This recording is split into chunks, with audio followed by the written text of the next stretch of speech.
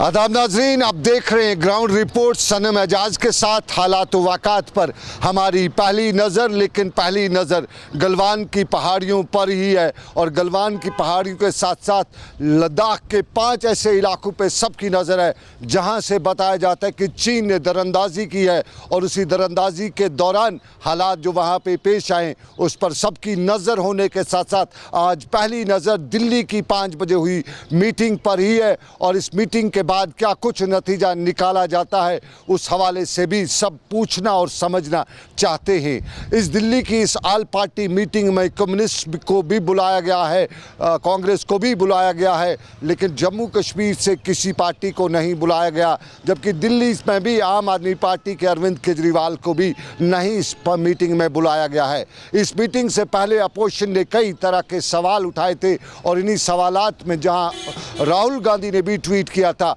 वहीं दूसरी सियासी जमातों ने भी मरकजी सरकार को कटघरे में खड़ा करने की कोशिश की थी। तहम आज की मीटिंग और इस मीटिंग के बाद क्या कुछ नताइज निकल कर आते हैं वो काफ़ी महत्वपूर्ण या इम्पोर्टेंट माने जा सकते हैं। लेकिन कश्मीर में फारूक अब्दुल्ला भी आज इस मार्के को लेकर सड़क पे तो थे नहीं, लेकिन मीडिया ने जब उन्हें देखा तो मीडिया ने उनसे पूछा ही कि आपको दिल्ली इस मीटिंग के हवाले से क्या रद्द-ए-अमल है। साफ जाहिर है फारूक अब्दुल्ला की नेशनल कॉन्फ्रेंस को भी इस मीटिंग में नहीं बुलाया गया है और फारूक अब्दुल्ला ने उसी अंदाज में अपने तेवर दिखाते हुए कुछ यूं भी बताया। जिसको नहीं बुलाते हैं वो क्यों जाएगा? लेकिन सर नेशनल कॉन्फ्रेंस सर जिस तरह से सर ऑपोजिशन पार्टीज को बुलाया गया, कांग्रेस आगे नहीं गई, तो सर इस पे क्या कहेंगे? क्या जरूरी जाना? सर ऑल पार्टी मीटिंग अगर बुलाई जाए doesn't matter, I am not going, so what is the problem? Sir national conference पीछे क्यों है और नेशनल कॉन्फ्रेंस चुप क्यों है अभी की सिचुएशंस में? क्यों? नेशनल कॉन्फ्रेंस को क्या करना है? सर रिप्रेजेंटेटिव आप किस जमात से हो, किस पार्टी से हो आप? सर हम किसी पार्टी से नहीं है, तो फिर क्यों बात करते हो? सवाल पूछिए, उससे बात करो जो पार्टी का होगा। जी। नेशनल कॉन्फ्रेंस के सरपरस्त फारूक अब्दुल्ला अचानक लाल चौक में थे, शॉपिंग कर रहे थे, मीडिया की नज़र पड़ी। मीडिया ने पूछा और मीडिया ने उनसे ये भी पूछा कि 370 के बाद नेशनल कॉन्फ्रेंस की खामोशी क्यों, क्या वजह है। और इस पर फारूक अब्दुल्ला के तेवर तेज़ भी हुए और उन्होंने कुछ गर्मा गर्मी भी दिखाई। लेकिन साफ जाहिर है दिल्ली की मीटिंग और दिल्ली की मीटिंग के हवाले से उनका भी कुछ ऐसा ही अंदाज़ था। लेकिन आज सरकार की, रियासती सरकार के हलकों से ये खबर कल ही निकल के आई थी कि 2 सीनियर लीडरान, पीडीपी के एक लीडर और नेशनल कॉन्फ्रेंस के दूसरे लीडर को रिहा भी किया जाएगा। और कल जब मालूम हुआ तो उसके बाद ये भी हुआ कि नईम अख्तर जो पीडीपी के सीनियर लीडर हैं उन्हें भी रिहा किया गया है। उसके साथ साथ हिलाल अकबर लोन जो मेंबर पार्लियामेंट मोहम्मद अकबर लोन के बेटे हैं, उसके साथ साथ नेशनल कॉन्फ्रेंस के लीडरान में शुमार होते हैं। इंतखाबात की तैयारी करे थे लेकिन 5 अगस्त को इंतखाबात से पहले ही उन्हें जेल जाना पड़ा। उनकी रिहाई भी मुमकिन हो सकी है और इस हवाले से कई हलकों में खुशी का इजहार भी किया जा रहा था और दूसरे कैदियों की रिहाई के हवाले से भी कहा जाता था। ताहम इस दौरान ये भी बताया जा रहा था कि कुछ लीडरान को अगर रिहा किया जाता है लेकिन उसके बाद उन्हें घरों में नज़रबंद भी रखा जाता है। और पीडीपी सदर महबूबा मुफ्ती की रिहाई के हवाले से भी पीडीपी के हलके बता रहे थे और सरकार से अपील कर रहे थे। मोहम्मद यासीन भट्ट पीडीपी के सीनियर लीडर भी हैं, उन्होंने भी यही मुद्दा उठाया था और अपना रद्द-ए-अमल जाहिर करते हुए उन्होंने सरकार से अपील की कि महबूबा मुफ्ती को भी रिहा किया जाना चाहिए।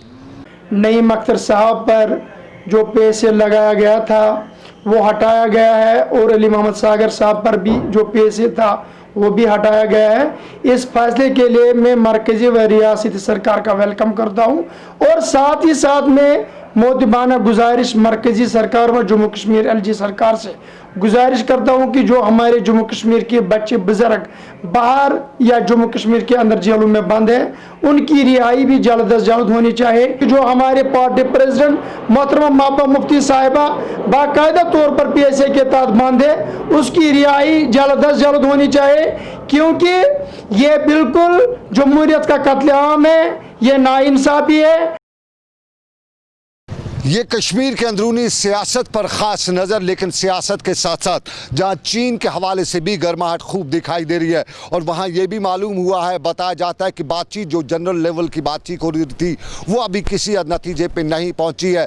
ताहम उम्मीद है। और नितिन गडकरी का बयान भी कल का काफ़ी इम्पोर्टेंट माना जाता है, जिस दौरान नितिन गडकरी ने बताया था कि हिंदुस्तान न किसी की सरजमीन पर कब्ज़ा करना चाहता है और ना ही किसी को अपनी सरजमीन पर कब्ज़ा करने की इजाज़त देगा। ताहम उन्होंने बताया था कि हिंदुस्तान अमन की बात करता है, अमन चाहता है और उसी अमन का खैर मकदम नेशनल कॉन्फ्रेंस ने भी आज किया है। और नेशनल कॉन्फ्रेंस के तीनों मेंबरान पार्लियामेंट ने उसका खैर मकदम करते हुए उम्मीद का इज़हार किया है कि आने वाले दिनों में अमन कायम करने के लिए राहें हमवार की जाएंगी। कश्मीर के अंदर भी आग जैसी ही सूरत हाल है। लगातार दूसरा दिन और इनकाउंटर, साउथ कश्मीर का इनकाउंटर, शोपियां का इनकाउंटर, कल 2 इनकाउंटर शुरू हुए थे। बाद दोपहर पहला त्राल पापोर के इलाके में इनकाउंटर हुआ।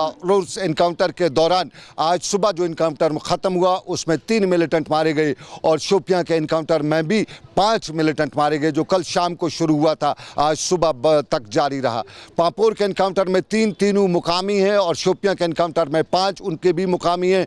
और पिछले एक हफ्ते के दौरान करीबन 30 के करीब मिलिटेंट मारे जा चुके हैं और इस साल के दौरान अब तक बताया जाता है कि 100 के करीब मिलिटेंट मारे जा चुके हैं। और मिलिटेंटों के मारा जाना साउथ कश्मीर में और सारे इनकाउंटरों की सूरत हाल के दौरान वो सूरत हाल भी यहाँ दिखाई दी जो यूजुअली इनकाउंटरों के दौरान देखी जाती है। और बाद अज एनकाउंटर जो सिचुएशन है उसके हवाले से फोर्सेस की डिप्लॉयमेंट इलाके में थी, तनाव था और तनाव के दौरान वो सूरत हाल भी देखने को मिल रही थी, साउथ कश्मीर की सूरत हाल। और उस पर पुलिस का, फोर्सेस का ये भी कहना कि लगातार कामयाबी मिल रही है, क्योंकि आज के इनकाउंटर में बताया जाता है कि जहाँ जैश मोहम्मद के 3 मिलिटेंट मारे गए वहीं लश्कर तैयबा के 5 मिलिटेंट भी मारे गए हैं। लेकिन इन्हीं एनकाउंटर से पहले आपको बताते चलें कि कल रियासती पुलिस सरबराह डीजी ने भी इस हवाले से बयान दिया था और बताया था कि अंदर की ये सूरत हाल, लेकिन लाइन ऑफ कंट्रोल के उस तरफ के लॉन्चिंग पैड्स पर 300 के करीब मिलिटेंट तैयार हैं जो इस तरफ इन्फिल्ट्रेशन करने की कोशिश में, ताक में लगे हुए हैं। ये सरहद से लेके अंदर की सूरत हाल, लेकिन इसी सारी सूरत हाल के दौरान कश्मीर में गम गुस्सा बराबर जारी है। और गम गुस्सा होगा भी क्यों नहीं, क्योंकि कश्मीर वर्सेस जम्मू कराने के लिए कहा जाता है कि सरकार ही कहीं न कहीं पर तोल रही है।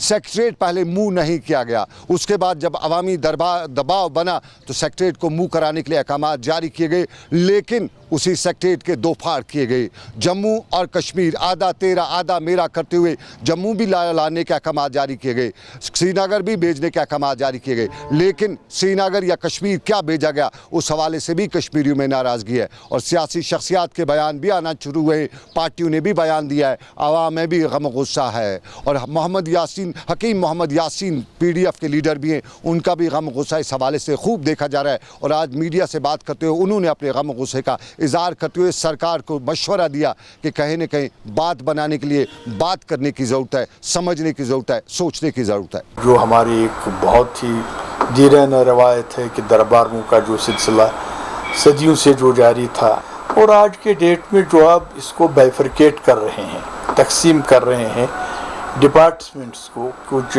जम्मू में रहें, कुछ यहाँ रहेंगे, मैं समझता हूँ कि जो ये इनके हद इख्तियार में है नहीं।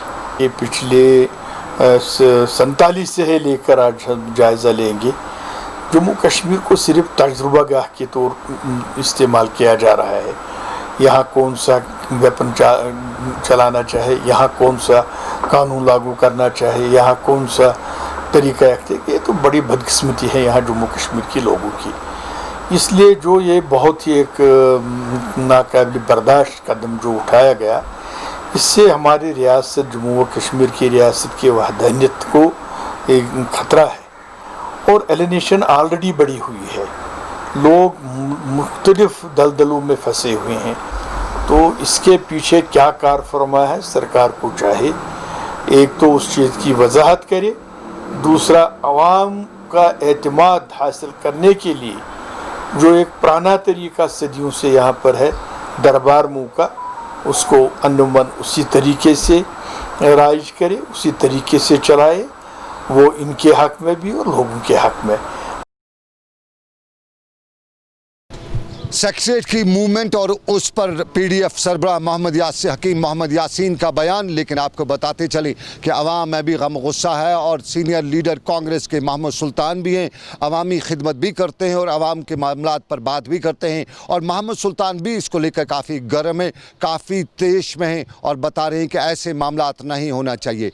मोहम्मद सुल्तान न सिर्फ सेक्रेटरीट की बात करते हैं बल्कि दिल्ली में जो कश्मीर हाउस है उसको जो डिवाइड करने की बात की गई है उस हवाले से भी मोहम्मद सुल्तान यही बता रहे हैं कि ये माजी से लेकर आज तक के हालात हैं कि कश्मीरियों को इन हालात में सुलगाया जा रहा है। और मोहम्मद सुल्तान ने आज बताया कि सरकार मशवरे से काम ले, सरकार बात से काम करे। क्या लाया इन्होंने यहाँ? नाम का बदनाम करने के लिए जो महकमे मैटर करते हैं उनको वही रखा, क्या फ़ायदा हमारे को है?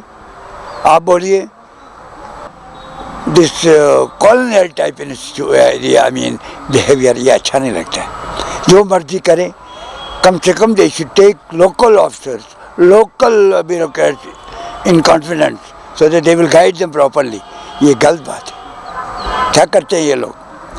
कश्मीर को इसीलिए इन्हें बर्बाद कर दिया इन्हीं लोगों के हाथों। बोलिए क्या फ़ायदा? कौन सा दरबार मुँह, क्या दरबार मुँह? ये महाराजा प्रताप सिंह के टाइम से चल रहा है। आज क्या इन्होंने किया? इसमें जम्मू कश्मीर खुश अब साफ जाहिर होता है। ये 2 टुकड़े 3 टुकड़े जा रहे हैं।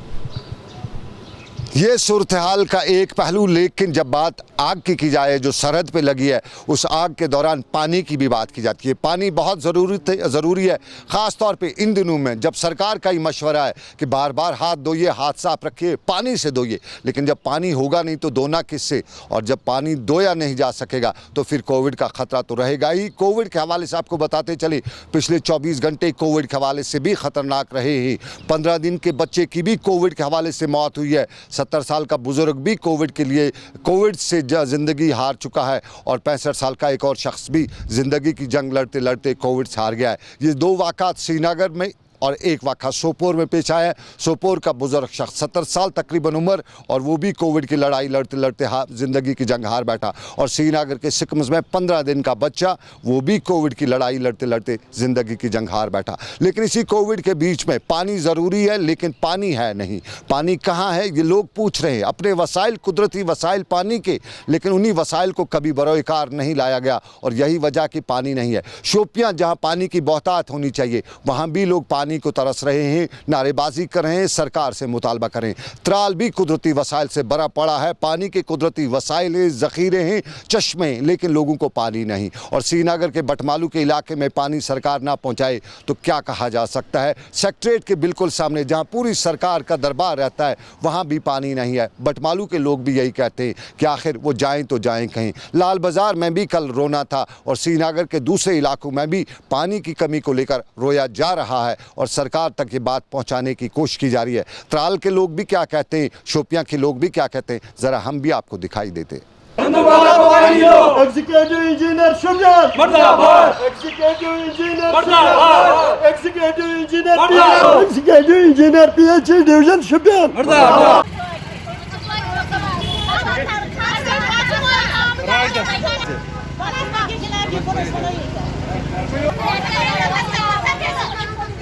में पिछले 3 महीनों से पानी नहीं है। हम बनगाम शोपियान के रहने वाले हिंदू मोहल्ला, 3 महीनों से पानी नहीं है। हम रोज़ दफ्तरों का चक्कर लगाते हैं, कोई हमें हमारी बात ही सुनता ही नहीं। आज भी आप खुद देख लीजिए, न एग्जीक्यूटिव इंजीनियर है, न असिस्टेंट इंजीनियर है, न जेई है, कोई भी नहीं है। देखो शोपियान की एडमिनिस्ट्रेशन क्या है।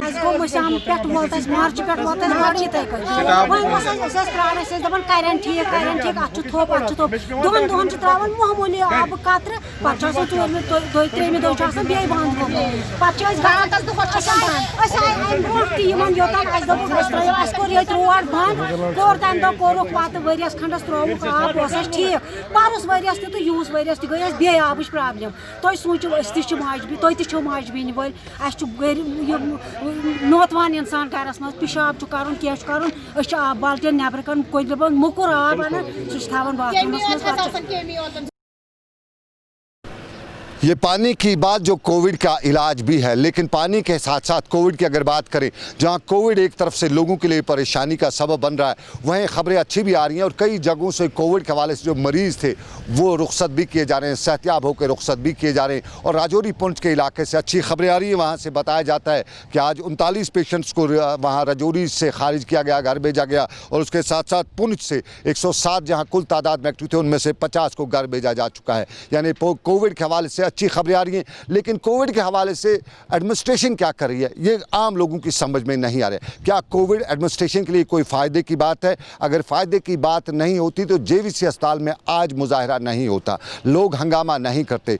जेवीसी में हमें यही मालूम हुआ कि वहाँ बीरू के इलाके के कुछ लोग थे जो कोविड के मरज़ में मुब्तला थे, पॉजिटिव थे, 19 दिन क्वारंटीन में रहे और उस 19 दिन के बाद यही मालूम हुआ कि वो नेगेटिव आ चुके हैं, टेस्ट में नेगेटिव आ चुके हैं। उन्हें अस्पताल एडमिनिस्ट्रेशन ने रुखसत किया, डिस्चार्ज किया और जैसे डिस्चार्ज किया अचानक फटाफट से बडगाम इंतज़ामिया की टीम पहुंच गई और बताया कि इन्हें और क्वारंटीन करना और ले जाना है। और उस पर वो लोग सरापा एहतजाज हुए, ज़बरदस्त हंगामा किया और हंगामा करने हुए वो डिस्ट्रिक्ट एडमिनिस्ट्रेशन बडगाम से पूछ रहे थे, डीसी बडगाम से पूछ रहे थे कि उनका कसूर क्या है और डीसी को फ़ायदा क्या है कि जिसको भी वो जो भी उसको मिलता है उसको क्वारंटीन कर लेता है। डीसी बडगाम या हम कहीं ज़िला इंतज़ामिया बडगाम के हवाले से आप तक ये बात पहुँचाते थे चलें कि इसी एडमिनिस्ट्रेशन के दौरान परसों ही यहाँ के हुमामा के क्वारंटीन सेंटर्स में एक हामला खातून ने बच्चे को जन्म दिया है। और तब अगर दुनिया के किसी और इलाके में ये वाक़ा पेश आया होता तो बड़ी बातें हुई होती, सवाल उठे होते,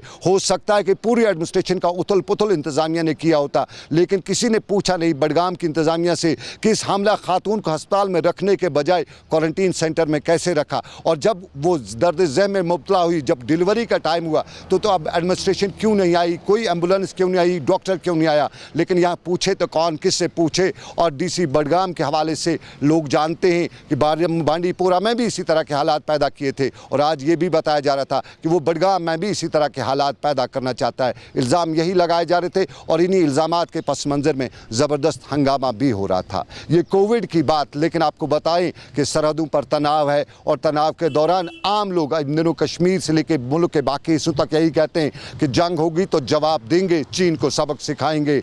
लेकिन करगिल लेह के लोग, लद्दाख के लोग परेशान होंगे क्यों नहीं, क्योंकि जंग जो होती है वो कुछ नहीं देखती है, वो बहुत तबाहियाँ लाती है। और ख़ास तौर पे जब हिंदुस्तान और चीन की जंग होगी, दो आइटमी मुल्कों की जंग होगी, तो ये दुनिया तक फैल सकती है। लद्दाख के लोग क्या कहते हैं ज़रा उनकी भी सुनते हैं। 1999 का वार देखा है और इसमें हमने अपने जवान भी खोए और यहाँ के स्कूल, आवाम, हर कोई साथ साथ शाना बशाना रहे, लेकिन हमने बहुत तबाही देखा है। तो इस कशीदा माहौल को हम बहुत दोस्ताना तरीक़े से बातचीत से हल किया जाए तो बहुत ही बेहतर है, हर किसी के लिए, देश के लिए, यहाँ के लोगों के लिए, लद्दाख के लोगों के लिए। मुझे लगता है कि war is never have been a solution for anything. Like किसी भी बॉर्डर पे एस्केलेशंस होते हैं छोटी मोटी और डेथ रेट्स भी बढ़ते हैं, बट जिस तरह से पाकिस्तान बॉर्डर पे होता है regularly every year it happens.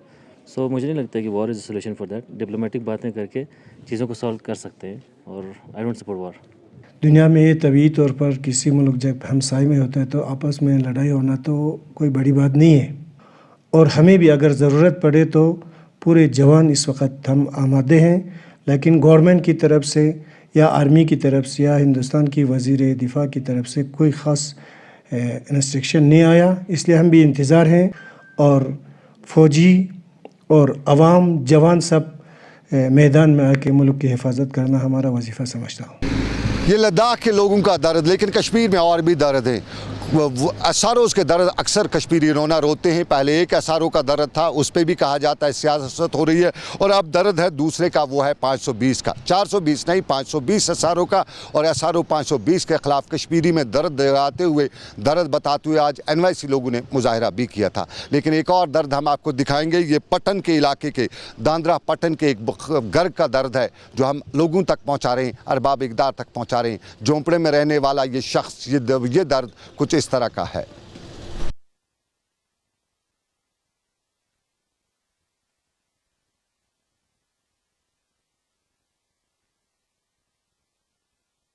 गरीब, अस कहें, मकान ये गो डेमेज, षठ आयो, अम पशि तुलित वन कह गुजारे परेशान क्या करो अगर व कह मदद कर कह तो करो गो लॉकडाउन गो कह बत फुल ना बनान परेशान ना मजूर दो बनान ना कह बनान परेशान मे लकट लकट बच मे बच बह परेशानी बचन हज लुक हंदिस गरस मज क्या करो सोन तो बूझो कह मेहरबानी कर बूझो सोन तह सारी जाए अंध हेठ डैमेज गई अगर ना हिस्स करो गई अथ तल रात कन 4 पहर पे आंगनस मज बिहित वह ये दोपक मकान मज नीरो ना तुम मरन हालत ना हे मकानस तल गसित ना कह गुजार ये वर कह जमीन लोवा ना कहें ना कह कसन ना मदद जरूरत। ये दर्द आवाम का, ये लोगों का दर्द अरबाब इक़दार तक हम ये दर्द पहुंचाते हुए, लोगों तक पहुंचाते हुए अपील करेंगे कि दर्द का मदावा करने की ज़रूरत है। लेकिन नाज़रीन, इसके साथ ही अभी तक का ग्राउंड रिपोर्ट यहीं पे ख़त्म हुआ चाहता है। मुझे मेरे साथी समीर वानी के साथ दीजिए इजाज़त। ऊपर वाली करी मर्ज़ी, फिर करेंगे आपसे मुलाकात। आप रखिए अपना ख्याल। अल्लाह आपका मेरा सबका निगहबान हो। अल्लाह हाफ़िज़।